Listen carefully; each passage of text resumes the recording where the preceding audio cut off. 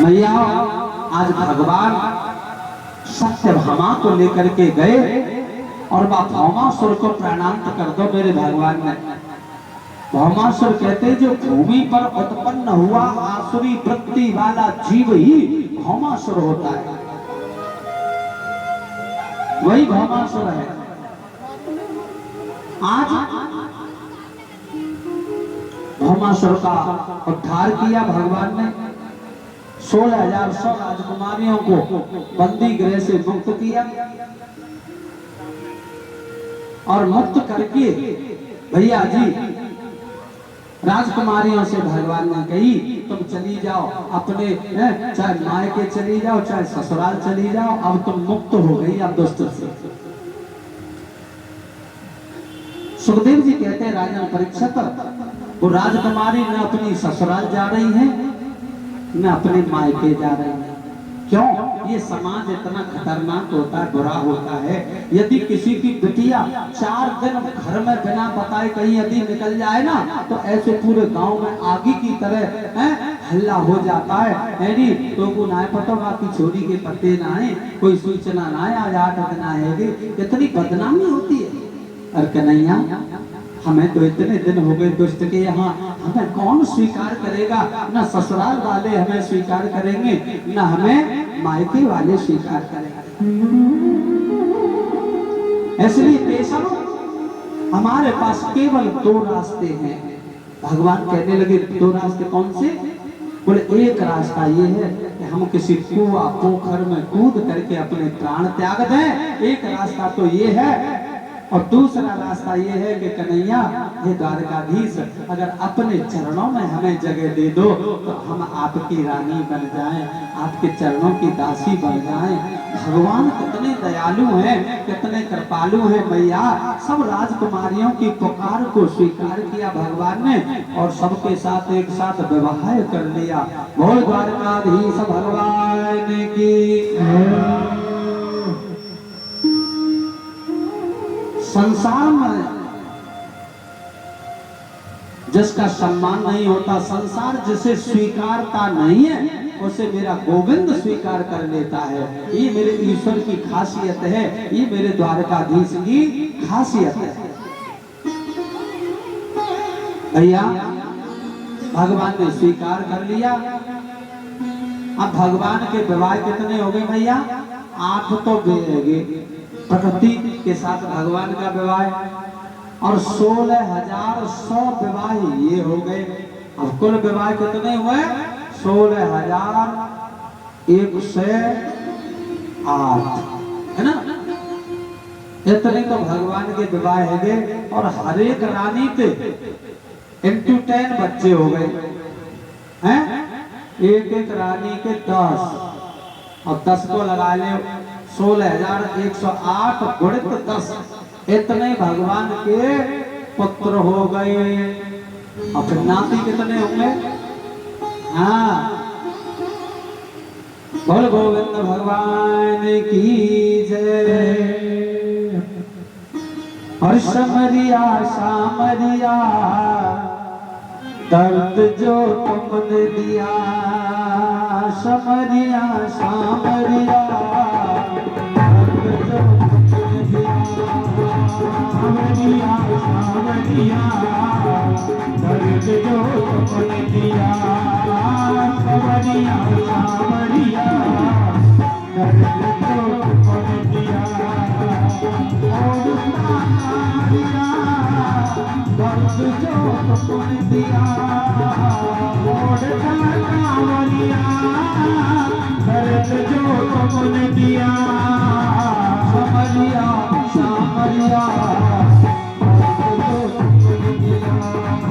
सावरिया सावरिया दर्द जो तुमने दिया, सावरिया सावरिया दर्द जो तुमने दिया, सावरिया सावरिया दर्द जो तुमने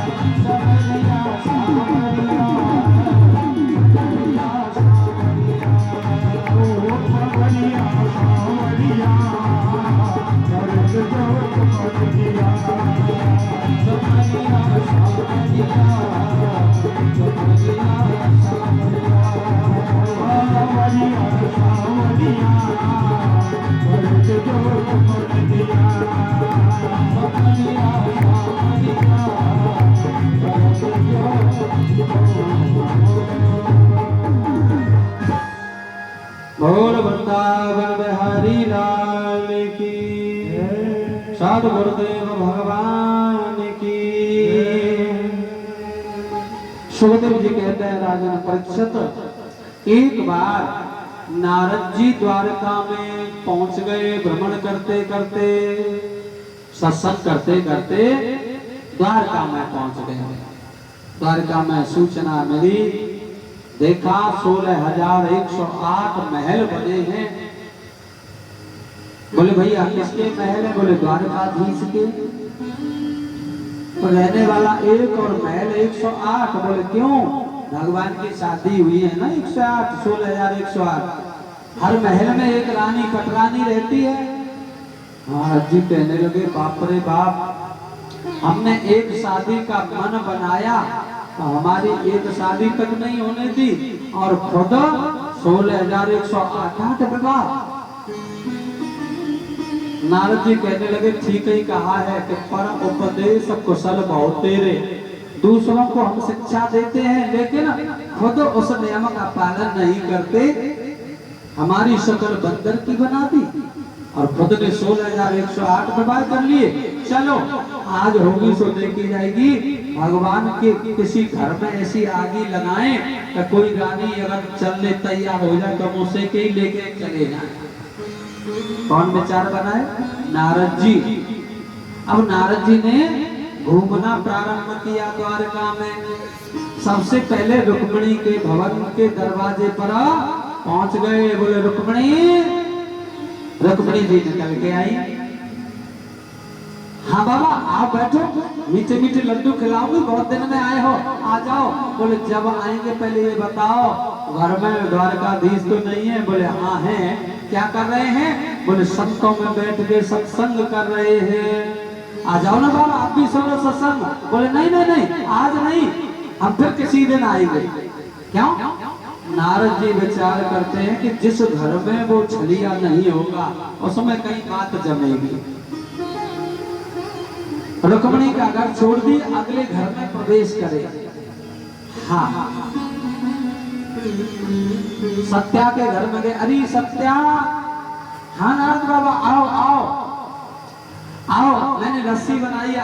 गिलास लस्सी तो पी जाओ। नारद जी कहने लगे हम जब आएंगे पहले एक बात बताओ, अंदर द्वारकाधीश तो नहीं है? बोले हाँ है। क्या कर रहे हैं? बोले फुलवारी में जल लगा रहे हैं। प्रेम से बोलो राधे। फुलवारी में जल लगा रहे हैं। बोले तो फिर आएंगे किसी दिन। महाराज तीसरे घर में गए, कालिंदी के घर में। बोली और कालिंदी। बोले हाँ आओ ना बाबा आओ, चाय बन रही है, एक कप चाय तो पीते जाओ। बोले चाय जब पिएंगे पहले से बता द्वारकाधीश तो नहीं है? बोले हाँ है। क्या कर रहे हैं? बोले बच्चों को ट्यूशन पढ़ा रहे हैं। प्रेम से बोलो राधे। आगे बोले यहाँ बात ना बनेगी। आगे चल गए। हाँ नग्नजिती के महल में पहुंच गए। अरे नग्नजिती। बोले हाँ बाबा आओ बैठो, छाछ पी लो। और छाछ तेरी जब पीएंगे पहले ये बता द्वारकाधीश तो नहीं है? बोले हाँ है। क्या कर रहे हैं? बोले सो रहे हैं। नारद जी कहने लगे मैं इतना जल्दी जल्दी जा रहा हूँ और ये मुझसे भी आगे पहले पहुंच जाता है। रुक्मिणी के घर में ये मिल गया, लक्ष्मणा के घर में ये मिल गया, कालिंदी के घर में ये मिल गया। तो नारद जी विचार करने लगे कि किसी ने ठीक कहा है। क्या?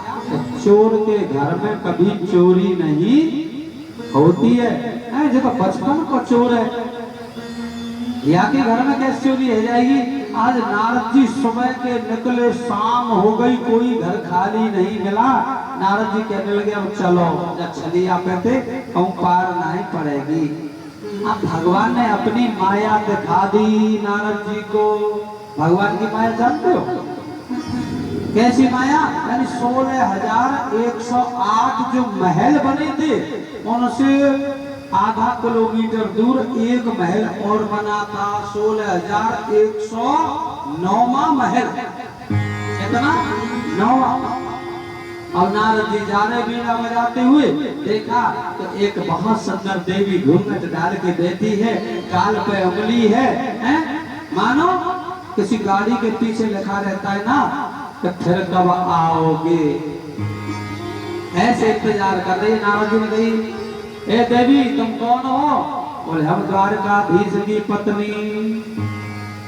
नारद जी ने कही कौन से नंबर की? बोले 16,109 नंबर की। नारद जी कहने लगी रही भैया 16,108 कार्ड तो हम पे कौन से 9वीं शादी कब कर ली? बोले बाबा भाई 6 महीना पहले कर ली, नई नई कोर्ट मैरिज भई है। अच्छा जो बताओ तुम अकेली कैसे बैठी हो? कहाँ है द्वारकाधीश? अरे बोले बाबा जय बात करो तो रो मनोए, रुक्मिणी के कक्ष में होंगे, लक्ष्मणा के कक्ष में होंगे, जामवंती के कक्ष में होंगे। 16,108 दिन निकलते हैं तब जाके कहूँ एक दिन की सेवा मिल पाती है। अच्छा बाबा हम बड़े परेशान हैं, जा घर पे हम शादी करके इतने पछता रहे हैं, इतने पछता रहे बाबा, कहाँ बताएं तुम्हें, कहाँ जाएं कहाँ न जाएं। नारद जी ने कही जे भैया बड़ी परेशान है, यहाँ बात बन जाएगी अपनी, है ना? तो देवी क्या चाहती हो? रहो ना द्वारकाधीश है। बोले हमें नहीं रहना है ऐसे द्वारकाधीश के साथ, तो बोले हम तो किसी के साथ चले जाएंगे। नारद जी ने कही जब तुम्हें जानो ही है तो तुम्हें हम कैसे लग रहे हैं? हाँ नारद जी ने कही हमारे संग चलो, हम कैसे लग रहे हैं? बोले बाबा वैसे तो ठीक लग रहे हो, पर जो दाढ़ी जो जटा है थोड़ी ठीक ठाक हो जाओ तो हम चलेंगे। नारद जी ने कही हम अभी गए और अभी आए, दौड़े दौड़े गए महाराज। और इधर से नारद जी जा रहे थे और मैया आगे थे, वही द्वारकाधीश नाई बन के चले आ रहे थे, हैं? नाई बन के चले आ। भगवान बड़े पीड़ा करते भक्तों के साथ। आगे से भगवान आ रहे, बोले ओ नारद कहाँ जा रहे? बोले नाई की दुकान। बोले हम कौन से तुझे छत्री लग रहे हैं, हम नाई तो ये हैं, ये रहे औजार हमारे पास, बैठो। आज भगवान ने जटा बटा दाढ़ी मूछ सब साफ कर दी। अब नारद जी चलने लगे, भगवान ने हाथ पकड़ लो भैया दक्षिणा। और नारद जी ने कही सुन भैया नाई दक्षिणा, अब मेरी शादी की बात चल रही है, शादी में आना और मैं तुम्हें वहां खूब दक्षिणा दे दूंगा, अभी मेरे पास कुछ नहीं है, जल्दी जाने दो। नारद जी ने दौड़ लगाई और महाराज दाढ़ी जटा मंडन करा के और फिर उसी घर पे पहुंच गए। देवी बैठी है, घूंघट पड़ा हुआ है, हैं? चलो देवी हम आ गए, अब ठीक लग रहे ना? हाँ अब तो भी नहीं अच्छे लग रहे आप। चलो तो फिर देर किस बात की? बोले ऐसे नहीं जाएंगे। हाँ बोले घर में पहले ठाकुर जी को मंदिर बनने है, पहले दरवाजा भर जाओ, तुम हमें कोई दुख तो नहीं दोगे, तुम हमें परेशान तो नहीं रखोगे, हमारी बात मानोगे, तुम मानो करोगे कि नहीं मानो करोगे? जैसे मास्टर मानता है मास्टर ने की बात है, सारी नियम शर्त कानून पहले एक कागज पे लिख दो, तब जाकर तुम्हारे साथ चलेंगे। अरे बोले देवी बांके बिहारी द्वारकाधीश आ गए तो सब चौपट हो जाएगा, जल्दी चलो। अरे बोले 2 मिनट आओ तो सही। आज मंदिर के सामने नारद जी जो है उस देवी को ले गए। हाँ देवी बताओ। बोले अब आप हमारी मांग भर दो। एक चुटकी सिंदूर लेकर के और नारद बाबा ने देवी के घूंघट के ऊपर से सिंदूर भरना चाहा। देवी कहने लगी तुम बड़े पागल हो। बोले क्यों? बोले यहाँ कोई दिखाई दे रहा है तुमको? अरे मेरा घूंघट उठाओ और फिर मांग भरो अच्छे से। नारद जी कहने लगे जो बात सही है, हमने अभी तक लड़की को चेहरा ना देखो, चेहरा तो देख लेंगे कब से कब।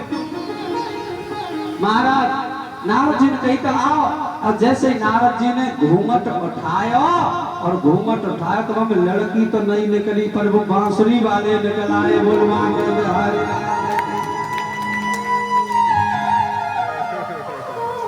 नारद जी ने कही हमारी तो दाढ़ी स्वाप है गई, जटो स्वाप है गई। नारद जी चलने लगे, भगवान ने हाथ पकड़ लिया। कहाँ जा रहे हो? बोले मरने जा रहा हूँ। और कहाँ जा रहा हूँ? अपनी 16,108 विवाह और हमने एक विवाह का मन बनाया, बहु में तुम निकल बैठे बंसी लेके। भगवान कह रहे नारद जी शादी ऐसी चीज है भैया, जन शादी कर नहीं का बेऊ रो रहे हो है, जन शादी ना करी बेऊ रो रहे हो है। तुम कितने अच्छे हैं, बढ़िया भगवान का भजन कर लेते हो, चाहे जहाँ सत्संग में चले जाते हो, हैं? शादी करके व्यक्ति ग्रस्त के बंधन में बंध जाता है। हालांकि माना जाए तो ग्रस्त धर्म सबसे बड़ा है, लेकिन व्यक्ति कहीं न कहीं ऐसा लगता है कि मैं कहीं न कहीं दुकान से बंधा हूँ, मकान से बंधा हूँ, नौकरी से बंधा हूँ, अपने को बंधा हुआ महसूस करता है। और जो भगवान की शरण में क्षण प्रतिपल रहते हैं वो ऐसे व्यक्ति, ऐसे भक्त, ऐसे साधु संत महंत, वो महाराज वो तो सदैव भगवान के बन के रहते हैं, बंधन से रहित रहते हैं, बंधन मुक्त रहते हैं।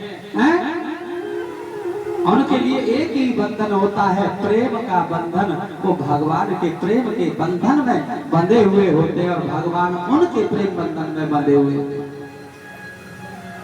और गोविंद भगवान की जय। इसलिए भैया भगवान के कितने विवाह हुए? 16,108 विवाह है वे। द्वारका में जय जयकार होने लगी।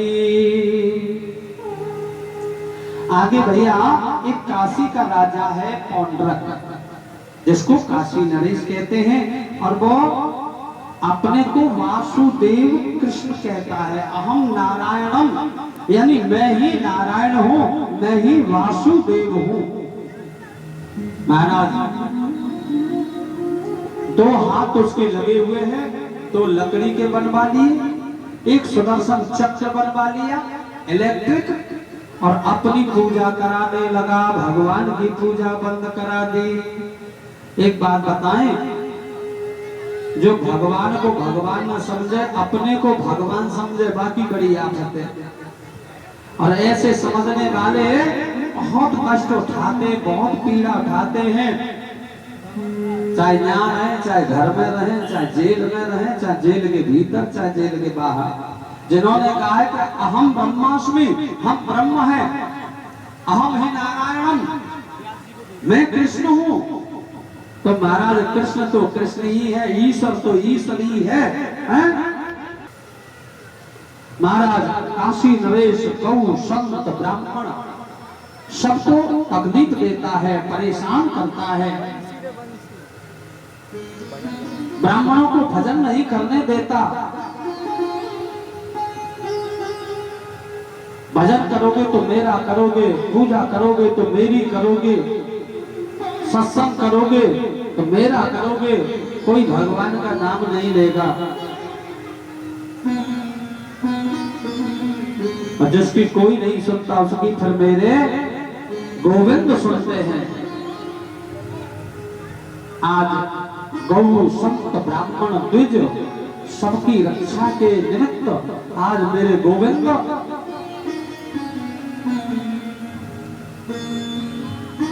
काशी पहुंचते हैं और काशी जाकर के काशी नरेश पौंड्रक को समझाया। पौंड्रक भगवान से कहने लगा तुम ईश्वर नहीं हो, मैं ईश्वर हूं। ईश्वर मैं हूं, तुम नहीं हो ईश्वर।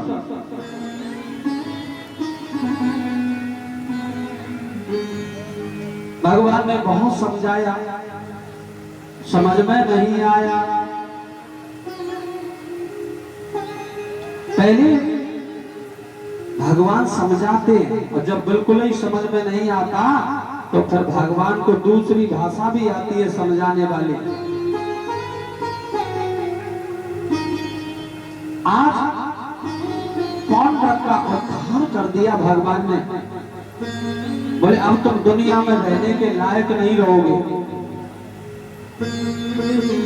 अपना सुदर्शन छोड़ के और उस पौंड्रक का उद्धार कर दिया। बोल गोविंद भगवान की। इसलिए इस कथा से हमें सीखने मिलता है कि हम भगवान के बराबर नहीं हो सकते, भगवान नहीं हो सकते। हाँ, ईश्वर ईश्वर ही होता है, जीव जीव ही होता है। पांडवों ने विचार किया, महाराज युधिष्ठिर राजा है, हमें राजसूय यज्ञ करना चाहिए। और राजसूय यज्ञ का निमंत्रण आज भगवान के लिए पहुंचा दिया। द्वारका से भगवान आए और द्वारका से भगवान आकर के पांडवों से कहा कैसे बुलाया। युधिष्ठिर महाराज कहने लगे प्रभु हम राजसूय यज्ञ करना चाहते हैं और आप हमारा यज्ञ सफल कराएं। एक बात बताएं भैया, हम बेटा बेटी की शादी करते तो पहला कार्ड पहला निमंत्रण किसको देते? बोलो बोलो, भगवान जी को देते ना। तो हम पहला निमंत्रण भगवान को क्यों देते हैं? क्योंकि हमारी शादी हंसी खुशी हो जाए, कोई रुकावट नहीं रहे, कोई बात में लड़ाई झगड़ो नहीं हो गए ना, अभी तो भगवान को पहला निमंत्रण देते हैं। ऐसे ही पांडवों ने पहला निमंत्रण भगवान के चरणों में दिया कि हमारा राजसूय यज्ञ सफल करा दो प्रभु। ऐसे ही हमको कहना चाहिए प्रभु हमारा मकान बन रहा है, ये हमारा नहीं है, ये आपका मकान है। ये मकान बिना किसी रोक टोक के पैसा की कमी नहीं आए, मकान पूरा बन जाए। तो भगवान सोचते हैं, ऐसे भक्तों का कार्य पूरा करते हैं। भगवान ने कही युधिष्ठिर महाराज तुमने चारों दिशाओं के राजाओं को जीत लिया है। भाई राजसूय यज्ञ वही व्यक्ति कर सकता है जिसने क्षेत्र के चारों दिशाओं के राजाओं को अपने बस में कर लिया हो, वो कर सकता है। बोले 3 दिशाओं के राजा तो हमारे पक्ष में हैं। एक मगध देश का राजा है जिसका नाम है जरासंध। जरासंध हमारे बस में नहीं है। बोले तो तुम राजसूय यज्ञ नहीं कर सकते, अधिकारी नहीं। चारों दिशाओं पर विजय करने वाला ही राजसूय यज्ञ कर सकता है। जरासंध किसे कहते हैं? जरा माने बुढ़ापा और संध माने जोड़। बुढ़ापे के जोड़ को जरासंध कहते हैं, यानी बुढ़ापा आता है तो जोड़ जोड़ में दर्द प्रारंभ हो जाता है। सफेद बाल हो जाते हैं, आंखों में दिखना कम हो जाता है। ये सब क्या है? ये वारंट है। अब भी भजन कर ले, अब समय ज्यादा नहीं है। तेरे घुटना दर्द देने लग गए, तेरी आंखों से कम दिखना लग गया, संसार बहुत देख लिया, मुझे देख। संसार में बहुत भाग लिया, बैठ गया, मेरा चिंतन कर। ये भगवान के वारंट हैं, लेकिन सारे वारंट इग्नोर करता है ये जीव। इंसान बहुत बड़ा चालाक है, और फिर जब स्वयं काल आ जाता है तो फिर किसी की नहीं चलती, लेकर के वो चला जाता है। बोल गोविंद भगवान की। बंसी ओ बंसी